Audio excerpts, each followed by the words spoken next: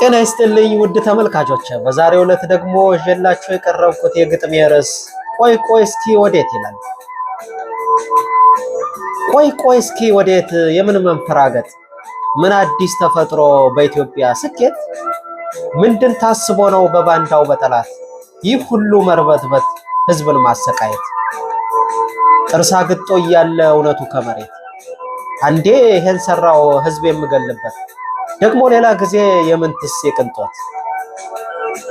ለምን አስፈለገ ይሄ ሁሉ ጩኸት በቴሌቪዥን መስኮት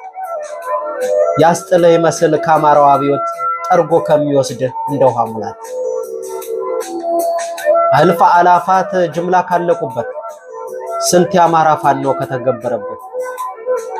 ሚሊዮኖች ባንድ ሆነው ከሚፋለሙለት ድል አማራ ፋኖ